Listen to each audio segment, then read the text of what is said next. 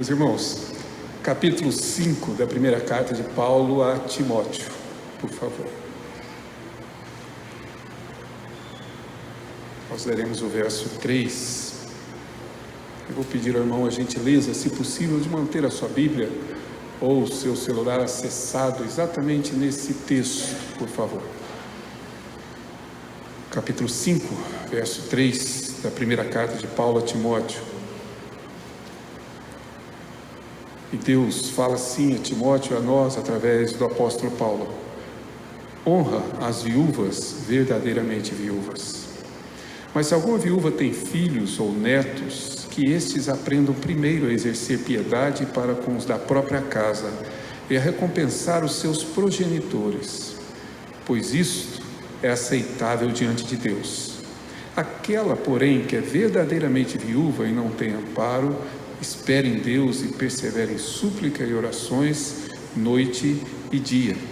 Entretanto, a que se entrega aos prazeres, mesmo viva, está morta. Prescreve, pois, estas coisas, para que sejam irrepreensíveis. Ora, se alguém não tem cuidado dos seus, especialmente dos da própria casa, tem negado a fé e é pior que o descrente.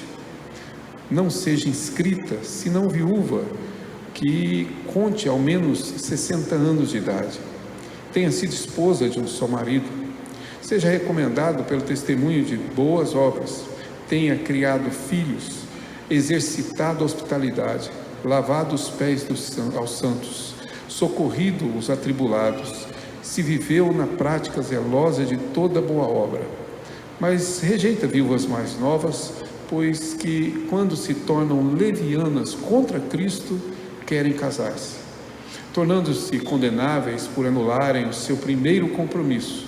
Além do mais, aprendem também a viver ociosas, andando de casa em casa, e não somente ociosas, mas ainda tagarelas e intrigantes, falando o que não devem. Quero, portanto, que as viúvas mais novas se casem, criem filhos, sejam boas donas de casa e não deem ao adversário ocasião favorável de maledicência, pois com efeito já alguns se desviaram seguindo a Satanás. Se alguma crente tem viúvas em sua família, socorra-os, e não fique sobrecarregada a igreja, para que esta possa socorrer as que são verdadeiramente viúvas, diz o apóstolo Paulo. Meus irmãos, nós estamos assistindo um processo de desumanização da humanidade. As pessoas estão se tornando desumanas. Eu sei que existem inúmeros exemplos que poderiam ser dados. Poderíamos falar, por exemplo, da violência, onde a vida humana tem valor quase nenhum. Processo de coisificação da vida, onde as coisas para nós têm mais valor, mais peso, mais importância do que os sentimentos das pessoas. São vários sintomas. Dois deles, para mim, por exemplo, são bastante icônicos, são bastante claros, e eu vou usá-los aqui apenas como exemplo, mas eles nada mais são do que a ponta desse iceberg, ou seja, eles na realidade revelam esse processo que não está retido ou restringido a esses dois exemplos que eu quero dar. Um deles tem a ver com com o que existe hoje da prática, do conceito, da compreensão que a humanidade, ou que a sociedade tem tido sobre a sua sexualidade. Nós estamos já com comportamentos animalescos, para não dizer outra coisa. Os parâmetros desapareceram, os conceitos não mais existem. O papel para o qual Deus constituiu o ato sexual e a sexualidade humana foram completamente corrompidos. Eles servem para outros, digamos, ideais. Não preciso ir muito longe. Se você, porventura, tem algum acesso a qualquer tipo de mídia, desde televisão, passando por Netflix e correndo aí pela vida fora, entrando nos vários, digamos, aplicativos, você vai sim confrontar-se com isso. E na realidade é um processo de desumanização. A nossa sociedade está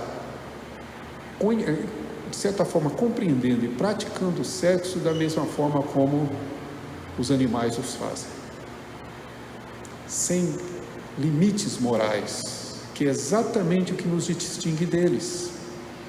É exatamente esse atributo de um Deus moral que nos criou à sua imagem e semelhança, e por isso estabelece limites. Mas há um outro exemplo, e aqui, por favor, não quero ofender a ninguém, mas também não posso deixar de falar daquilo que é fato. Mas um outro símbolo bastante icônico de tudo isso, que identifica bem, emblemático sobre tudo isso, é o processo no qual nós estamos humanizando os animais na mesma época, no mesmo momento que nós desumanizamos os homens. É uma coisa singular, eu já disse isso aos irmãos, mas é o que acontece. Não tenho absolutamente nada contra os seus pets, tá? Eu que até pouco tempo atrás não os tinha, agora também tenho. Não é bem pet, mas estão lá. O problema não é esse, não é você ter, você criar e você cuidar, você gostar, você amar de animais. O problema é quando você trata os animais como se fossem gente. E se você puder, converse com veterinários, eles vão dizer a você a mesma coisa. Há um processo de humanização, que na realidade, na minha opinião, deveria ser defendido pelas mesmas pessoas que defendem as proteções, digamos assim, aos animais. Não faz sentido você ver um animal andando na rua de calçado, tá certo? Um cachorro de pullover, gravata, óculos escuros e, como eu soube agora esta semana, com unhas pintadas. Ele está deixando de ser animal, porque na verdade nós estamos humanizando os animais. Em relação aos homens, nós tratamos os homens desumanamente. É um processo, claro, não são os únicos exemplos. Paulo previu essa situação, Paulo previu essas circunstâncias e essa conduta humana. Se você puder, na segunda carta que ele escreveu ao próprio Timóteo, no capítulo de número 3, ele diz isso. Ele revela profeticamente, aqui entendendo profecia no sentido correto da palavra, mas ele revela profeticamente o seguinte, verso 1: sabe, porém, isto, nos últimos dias sobrevirão tempos difíceis, pois os homens serão egoístas, avarentos, orgulhosos, arrogantes, blasfemadores, desobedientes aos pais, ingratos, irreverentes, desafeiçoados, implacáveis, caluniadores, sem domínio de si, cruéis, inimigos do bem, traidores, atrevidos, infatuados, mais amigos dos prazeres que amigos de Deus. Veja bem, quando Paulo diz que nos últimos tempos seria assim, nós temos que entender que Paulo compreendia assim, que os últimos tempos já haviam começado com a vinda de Cristo e com a sua ascensão, portanto, já estava ele compreendendo que estava nos últimos tempos. Paulo não fala de um tempo futuro, Paulo está falando dos tempos que ele vivia e que nós vivemos. Tempos difíceis são os que vivemos. E aí não precisamos de muitos argumentos, basta você olhar na descrição que ele faz da humanidade, ou pelo menos da sociedade, e você vai concluir que é exatamente o que estamos vivendo. Os homens são desafeiçoados, são ingratos, são implacáveis, são inimigos do bem, são mais amigos dos prazeres do que amigos de Deus, e isso não precisamos de nenhum curso teológico para poder entender, basta você conviver nessa sociedade e você perceber que é exatamente assim que a nossa sociedade vive. O texto que lemos em 1 Timóteo capítulo 5 é apenas um exemplo dessa consequência, é um exemplo prático de uma situação que precisa ser corrigida e que Paulo vai corrigir, ou na verdade ele orienta Timóteo para que corrija a então igreja de Éfeso, mas claramente é uma consequência desse processo, é uma consequência dessa desumanização pela qual todos nós estamos passando. Se você está com o seu texto aberto, perceba, claro, o texto fala das viúvas, e aí precisamos entender o contexto histórico daquela época para entender o que Paulo escreve aqui. Naquela época, meus irmãos, não havia, na verdade, nenhum instituto de previdência para que pudesse socorrer aqueles que ficam sem recurso, aqueles que perdem, por exemplo, os seus cônjuges. Os arrimos eram filhos e pais, e homens. Geralmente as mulheres, nem sempre. E mulheres, principalmente pobres ou de poucos recursos financeiros, quando na verdade o marido falecia, ficavam desprovidas. Essas viúvas é que são tratadas aqui. Para socorrê-las, claro, a igreja então constituiu uma espécie de ministério, onde as viúvas eram inscritas. E é interessante porque elas eram inscritas não apenas para receber o benefício que a igreja poderia dar, mas eram inscritas para prestarem serviço na igreja. Era como se fosse uma contrapartida, até por uma lógica, claro. Deus sabe que ociosidade não é muito bom para as nossas vidas, então Ele preenchia o tempo dessas mulheres também. Nas próprias descrições que faz, por exemplo, no verso de número 10, quando fala da sua hospitalidade, de ter socorrido, lavado aos pés aos santos, dessas obras que na verdade elas deveriam cumprir, mas eram escritas. O que ocorria, e que Paulo parece ter percebido ou ter sido notificado, é que o que estava acontecendo eram dois problemas. Um deles, viúvas ou mulheres que ficavam viúvas muito novas. Naquela época não se vivia tanto quanto vivemos hoje.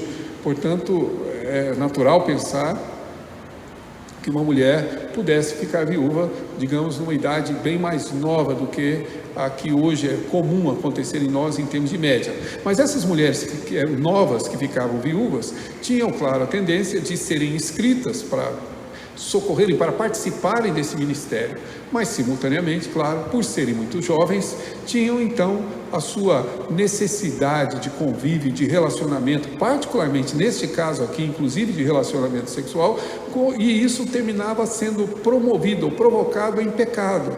Ao invés de constituir um novo casamento, elas tinham uma vida que, diz Paulo aqui, era leviana, é essa a ideia. E portanto, ele está dizendo a essas viúvas, por favor, não inscrevam na igreja, para que a igreja possa socorrê-las, não inscrevam nesse ministério. A que tenha menos de 60 anos, diz Paulo, que se casem. Deveria ter bastante candidato na época, mas ele diz que se casem.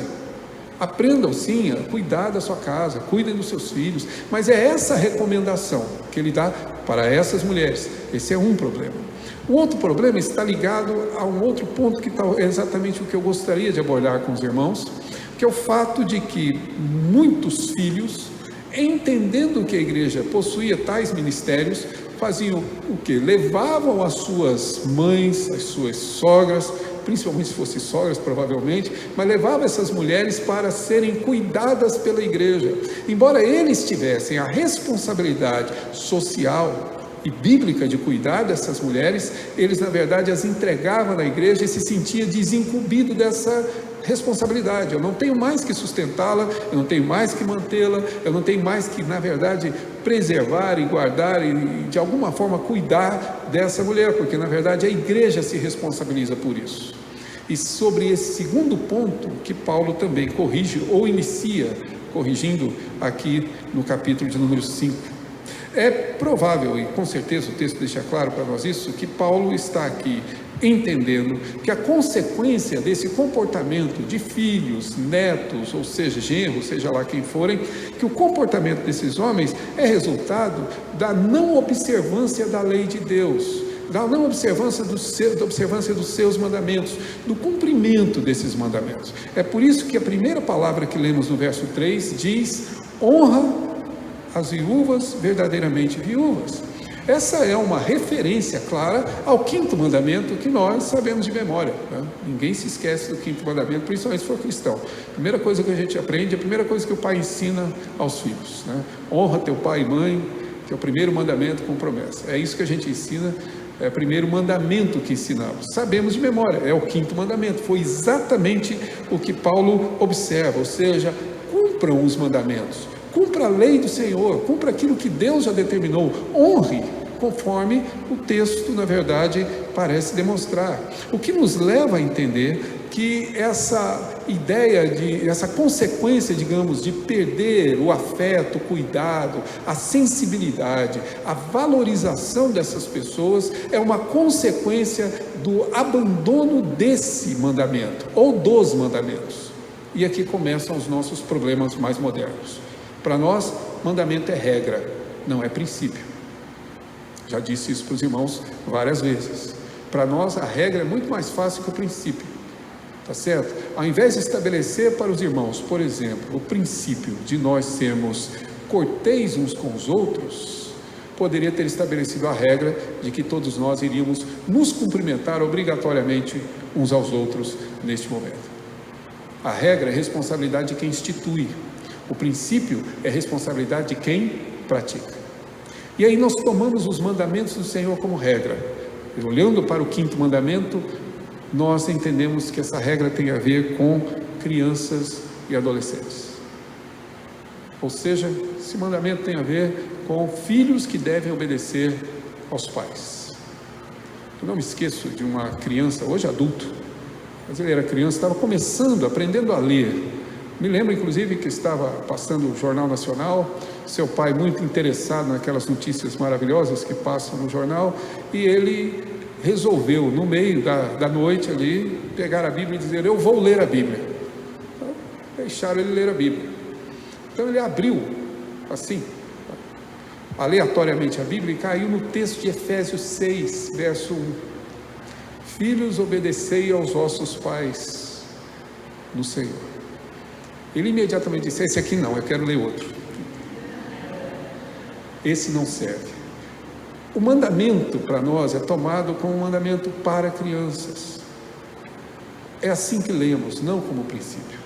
Eu quero que você ouça, por favor, o que está no nosso breve catecismo. Vocês sabem, a nossa igreja tem símbolos de fé, e um dos símbolos de fé da nossa igreja é o catecismo maior e o breve catecismo, que é uma exposição da nossa doutrina, do nosso pensamento, do nosso entendimento sobre a Escritura. E é interessante porque ele trata ao longo das suas perguntas, catecismo é isso, é feito com perguntas e respostas, ele trata exatamente dos 10 mandamentos. Agora, observe o que o nosso catecismo, portanto, a interpretação, diria eu, oficial da nossa igreja para com os 10 mandamentos, observe o que diz ele na pergunta 63. Qual é o 5º mandamento? E a resposta é: honra teu pai e tua mãe, para que se prolongue os seus dias. Mas a pergunta 64, a seguinte, diz o seguinte: que exige o 5º mandamento? E a resposta: o 5º mandamento exige a conservação da honra e o desempenho dos deveres pertencentes a cada um em suas diferentes condições e relações, como superiores, inferiores ou iguais. Ou deixe-me repetir, segundo a interpretação do nosso catecismo, o 5º mandamento tem a ver comigo, que sou pastor e que exerço autoridade. Ele está me ensinando que eu preciso tratar a quem está acima de mim e a quem está igual a mim, ou aquele que está abaixo de mim, com honra. Tem a ver com você, que provavelmente tem trabalho, ou que já teve, e que mantém uma relação dentro desse trabalho, e que precisa, de fato, atuar, desempenhar os seus deveres com honra, sejam diante dos seus superiores, seja diante dos seus iguais, seja diante dos seus inferiores. Em outras palavras, o 5º mandamento é o mandamento que nos ensina essa relação humana. Por isso ele abre a 2ª tábua da lei. Nos ensina como é que nós nos relacionamos uns com os outros. Nos ensina como é que nós lidamos com essa relação, porque sempre será ou igual, ou superior, ou inferior. Seja ela dentro do lar, seja ela no trabalho, seja ela na escola, seja ela na universidade, na faculdade, seja ela no governo, seja ela na vida civil, seja ela dentro da igreja, não importa, a sua relação, todas as suas relações são controladas pelo princípio existente no 5º mandamento. E é isso que nós precisamos compreender. Você não cumpriu esse mandamento no tempo que você era jovem e foi obediente ao seu pai. Você ainda tem sobre você a obrigação de cumprir o 5º mandamento. Não é porque o seu pai faleceu, como é o meu caso, ou a sua mãe tenha falecido, ou você não tenha mais pais, portanto eu estou desobrigado do 5º mandamento, porque eu não tenho mais pai e mãe pelo qual eu devo honrar. Não é isso. Todas as suas relações estão contidas no 5º mandamento. E o abandono dele nos leva a esse processo de desumanização, perda do sentido correto das nossas relações com as pessoas. Mas a nossa outra grande dificuldade é entender o que significa honra. Qual é o significado de fato dessa palavra honra? Você não honra as pessoas quando você o presenteia. Que, aliás, quando eu era mais jovem, na verdade, quando meus filhos eram mais jovens, era bem interessante. Porque todos eles traziam presentes no Dia dos Pais, comprado por quem?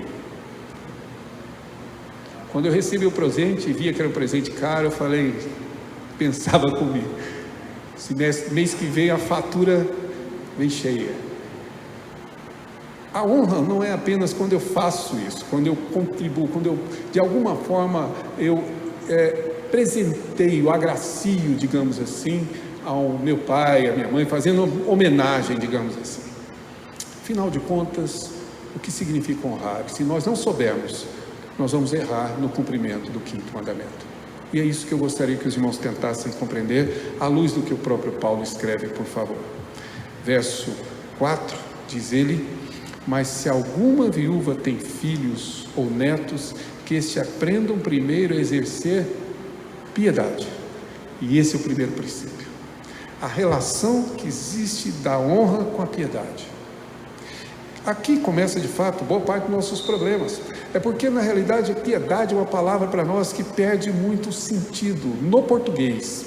Se você estivesse lendo provavelmente em espanhol, ele diria praticamente que você deveria, na verdade, aqui exercer isso com fé. Embora a palavra fé não apareça originalmente, sim a palavra que é traduzida por piedade. A ideia de piedade aqui é exatamente a prática cristã, a minha conduta cristã. Para nós, piedade é uma espécie de compaixão, é aquele dó que temos das pessoas, é esse sentido que temos de uma espécie de contribuição misericordiosa com quem não tem. Me permitam aqui, falar corretamente, se me permitem dizer então, o que eu quero de fato expor é que piedade para nós ficou uma espécie de, digamos, contribuição que eu faço com aquilo que me sobra, com aquilo que eu, na verdade, tenho, quem sabe, excedente. É a sobra das minhas roupas, dos meus calçados, aquilo que eu não usarei mais. Aprendi muito com um amigo meu, porque quando ele, na verdade, ganhava um presente do qual não tinha necessidade, ele dava, mas ele dava o novo, não o outro. Não contava para quem deu o presente, né? Mas ele dava. Porque ele trazia exatamente esse conceito, que não é a última, não é a sobra. Desculpe a expressão, não é o resto. Esmola não é piedade. Para nós, piedade é isso, mas para a Escritura, não. Capítulo 3, verso 16 dessa carta, se você puder. Mais uma vez, diz ele, evidentemente, diz o apóstolo, verso 16, grande é o mistério da piedade.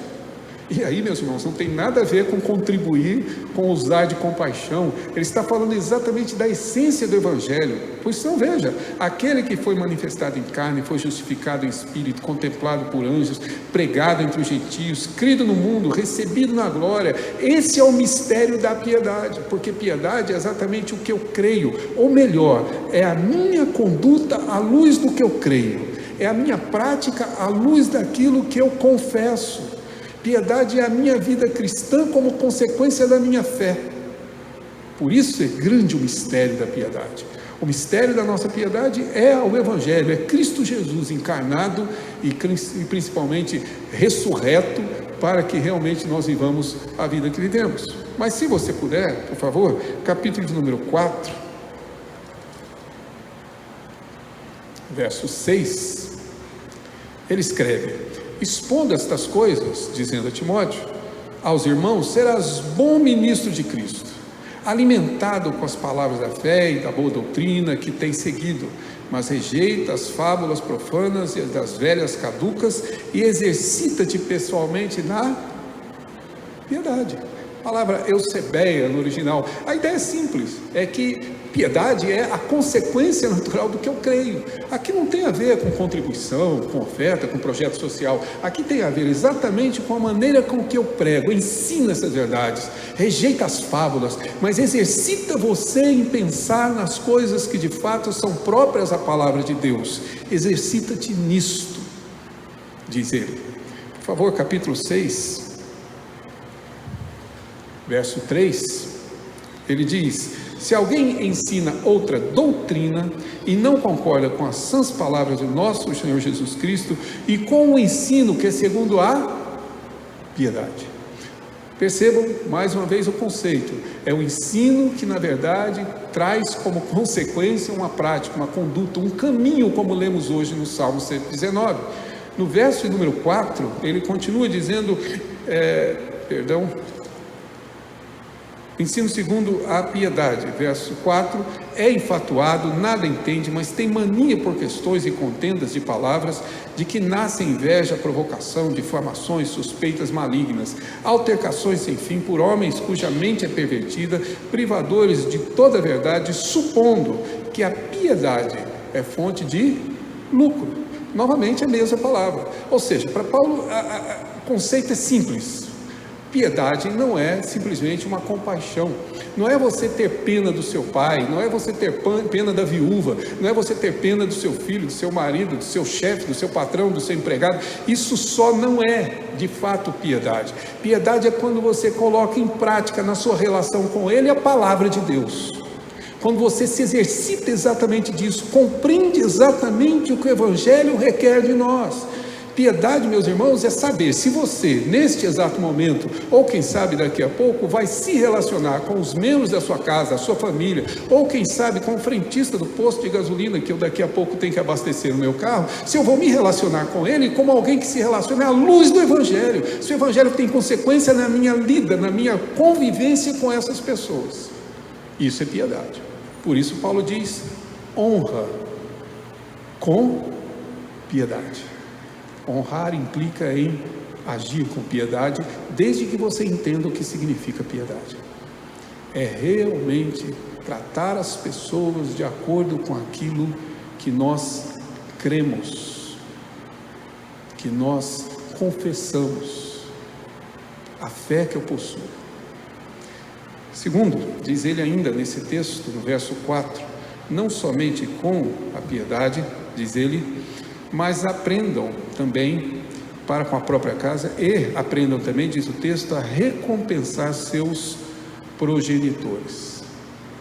E mais uma vez, a ideia é simples, a retribuir, tá? É o que ele usa aqui, ou seja, a ideia de que literalmente nós temos que dar a recompensa adequada àquelas pessoas que na verdade atuaram a nosso favor. Essa é a ideia, digamos, básica aqui. Contudo, é mais uma vez uma dificuldade que enfrentamos, particularmente não com a semântica em si, mas muito mais com a nossa prática. Aprender a recompensar os progenitores. Paulo não está falando de nós fazermos algum tipo de pagamento, ele não está falando de débitos, não é débito, nenhum filho deve seus pais. Não é uma retribuição que seria uma espécie de compensação por todo o sacrifício e por tudo que ele viveu. Não é disso que ele está tratando. Paulo está falando exatamente da ideia de que nós devemos recompensar, nós devemos retribuir, ou seja, nós devemos tratar as pessoas à luz exatamente daquilo que elas realizaram a nosso favor. E aí, meus irmãos, não tem como negar a necessidade de nós reconhecermos. E se eu estou falando de reconhecimento, nós estamos falando do princípio da gratidão. Lembram-se que Paulo, quando disse no texto, disse que nos últimos tempos os homens seriam ingratos? não preciso ir muito distante, você deve ter exemplos próprios. E se eu não estiver muito enganado, você deve ter exemplo dentro de casa. De que a ingratidão, na verdade, graça em nosso meio. Porque não há reconhecimento do que se faz, do que se dedica, do que se, alguma forma, oferece. Gratidão, ela na verdade implica em eu reconhecer que de fato alguém agiu a meu favor. E é curioso isso. Eu sou chamado por causa do meu setor, do trabalho que eu faço no Mackenzie, a fazer palestras e muitas vezes sobre voluntariado. E um dos desafios foi que eu falasse para uma turma que estava estudando sobre ética, a falar sobre a ética do voluntariado.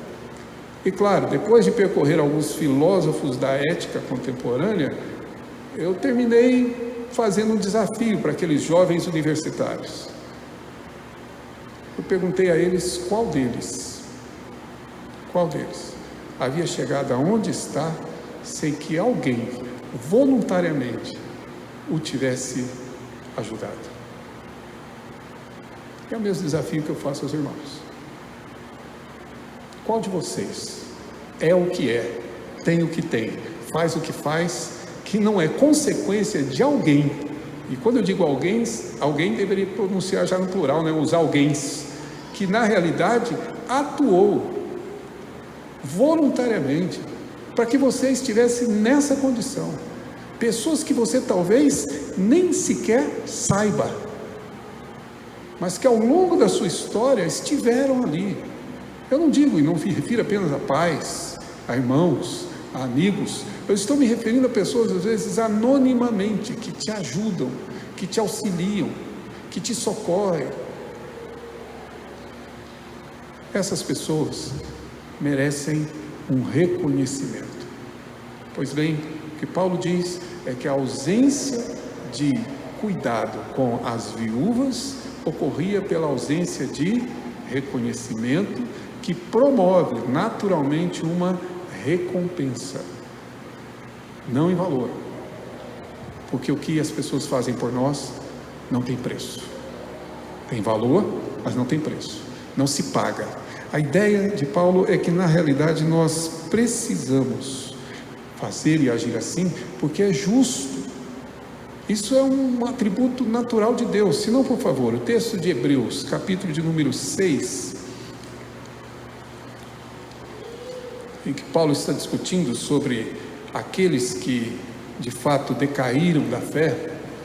Eles não perderam a salvação, porque segundo entendemos nunca tiveram, mas de qualquer maneira, no capítulo 6, no verso 9 ele diz: quanto a vós outros, falando agora dos hebreus cristãos, todavia, ó amados, estamos persuadidos das coisas que são melhores e pertencentes à salvação, ainda que falamos desta maneira. Agora observe o verso 10: porque Deus não é injusto para ficar esquecido do vosso trabalho e do amor que evidenciaste para com o seu nome, pois serviste e ainda servis aos santos. Deus não é injusto para esquecer tudo que você fez, tudo que você um dia realizou em favor dos santos. Deus não se esquece. Igualzinho a nós, né? Tudo que as pessoas fazem por nós, se possível, fazemos força para esquecer. Tudo, porque é justo. Deus não é injusto e nós não podemos ser. Honrar é agir com piedade, mas honrar é agir com esse reconhecimento, com essa recompensa, com essa retribuição. Não porque na verdade estou pagando o que ele fez por mim, mas porque eu estou na realidade reconhecendo.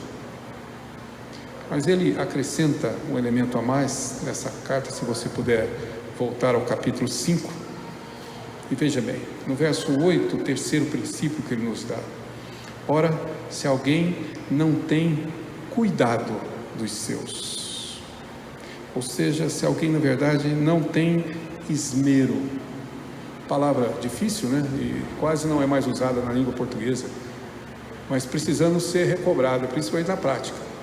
Esmero é aquele cuidado de fazer em detalhes, fazer de maneira perfeita, fazer com dedicação, digamos assim, para que seja muito bem feito.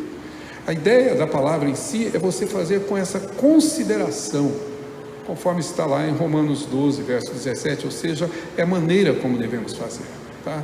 Essa é a ideia, que você tenha esse cuidado, esse zelo, essa consideração, esse esmero nos detalhes. Contudo, o que mais me chama a atenção nesse verso 8 é o que ele continua dizendo no texto, porque ele diz que aquele que não tem cuidado dos seus, especialmente dos da própria casa, tem negado a fé e é pior do que o infiel, pior do que o incrédulo. E a palavra negar aqui é muito importante, porque é o mesmo termo que João usou para falar de uma outra negação que os irmãos conhecem. A palavra grega usada no Evangelho de João para descrever a negação de Pedro é exatamente esta. É curioso, porque nós somos extremamente rigorosos em julgar Pedro e a sua negação. E me permitam que, mais uma vez, a possibilidade de afirmar, negamos continuamente quando agimos exatamente quebrando este mandamento, ou não cumprindo este mandamento. Eu e você fazemos o mesmo que Pedro fez. Não em palavras, mas em ações. Negamos o nosso Senhor. E tem lógica o que Paulo pensa aqui. Imagina, os irmãos, nós que confessamos a todos que Cristo é o nosso Senhor, que Deus nos salvou em Cristo Jesus, que Ele nos regenerou, e como cantamos hoje, recebemos um novo coração do Pai. Cantamos isso bonito. O problema é que o coração que vai viver lá fora é o velho, não é o novo. O problema é que o coração que vai se relacionar com as pessoas não é este transformado, é o outro que a gente preserva. E lá fora, com os nossos atos, nós negamos o que confessamos aqui. Nós de fato transgredimos a essência do Evangelho. É isso que Paulo está dizendo, meus irmãos. Se você não cuida, você é pior que o incrédulo, porque até os incrédulos cuidam melhor dos seus do que nós estamos fazendo. Até o incrédulo trata melhor os seus do que eu e você fazemos. Até o incrédulo não admite alguém tratar o seu familiar, ou o seu superior, ou o seu igual, ou o seu empregado da maneira como nós tratamos. E ainda nos dizemos cristãos. Que o Senhor transformou o meu coração, pois então mostre esse coração transformado. Evidencie isso. É por isso que aos poucos nós estamos nos desumanizando, deixando de ser gente, esquecendo aquilo que é essencial. O quinto mandamento não é mandamento para as nossas crianças lá embaixo apenas, foi escrito para você e para mim. No índice não tem uma parte infantil nos 10 mandamentos, é para todos. Honra aos seus superiores. Devemos honra aos nossos iguais. Devemos honra àqueles que são nossos inferiores. Devemos tratá-los com piedade. Devemos tratá-los com todo o cuidado que a Escritura requer de nós. Devemos tratar deles, como diz o texto, ou como lemos hoje claramente, de forma que eles recebam a recompensa pelo que fizeram a nosso favor. Honra é o que diz o texto. Eu gostaria de concluir, e acredito que não precisa nem sequer muito esforço para fazer a aplicação desse texto, porque o texto já é uma aplicação, tá? É Paulo fazendo a aplicação do que ele expôs a Timóteo, então não tem muita coisa que eu possa acrescentar. Contudo, eu queria chamar a atenção de você nessa parte final a apenas 2, ou pelo menos um único ponto importante aqui no capítulo 5 mais uma vez. Se você puder observar, diz ele, no capítulo 5 de Timóteo, 1 Timóteo, no verso 4, mas Se alguma viúva tem filhos ou netos, que estes aprendam. Num contexto semelhante, isso vai ser dito lá na carta de Tito, para que as mulheres mais velhas ensinem. Mas aqui é o reflexo contrário disso. Eu, claro, gosto do texto e da maneira como ele escreve, porque é mais claro do que eu poderia imaginar. Porque na nossa mente, na nossa forma de pensar, aprender não é uma tarefa minha. Aprender é uma mera consequência de alguém que ensina. Se eu estiver enganado, os meus professores de plantão, quem sabe a Manu possa depois nos ajudar, mas esse é o conceito que se tem. A responsabilidade é de quem? É do professor. Ele que tem que ensinar. O aluno parece que não tem responsabilidade de aprender. Já viram isso? O professor que tem que ensinar. O filho não tem a responsabilidade de aprender. É o pai que tem a obrigação de ensinar. Toda vez que a gente fala sobre isso, a gente só fala sobre o ângulo de quem ensina, de que devemos ensinar. E que as pessoas só aprendem se nós ensinarmos, pois Paulo está dizendo o oposto. Aqui a responsabilidade é minha e sua de aprender. Não dá para jogar a responsabilidade de quem ensina. Graças a Deus, os pastores escaparam, momentaneamente. Mas a responsabilidade é de quem aprende. Não dá para nós, de fato, nos esquivarmos dessa responsabilidade. Você e eu temos que aprender. É minha tarefa, é minha responsabilidade. Se você disser que não sabe, entenda, a responsabilidade, a culpa é toda sua, porque você não aprendeu, porque você não quis aprender, porque você não se dedicou a aprender. Por isso não há necessidade de mais aplicações, apenas uma. Vamos para casa e vamos aprender. Aprenda a honrar. Seja gente de novo. Ame os seus animais, mas cuide de pessoas. Trate as pessoas com piedade. Zele por elas. Seja agradecido. Recompense. Não é trabalho nenhum. Seja gente outra vez. Seja imagem e semelhança de Deus de novo, porque para isso Jesus Cristo nos salvou. E você verá como a vida será muito melhor, porque nós somos pessoas. E sim, o quinto mandamento se aplica a cada um de nós. Espero sinceramente que Deus nos ensine. E confesso aos irmãos que ao proferir essa mensagem, necessito, tanto quanto os irmãos, de aprender tudo aquilo que expus aos irmãos. Que Deus nos ajude. Há um cântico em nosso inário, hino de número 110, que nos convida a crer e a observar a lei do Senhor.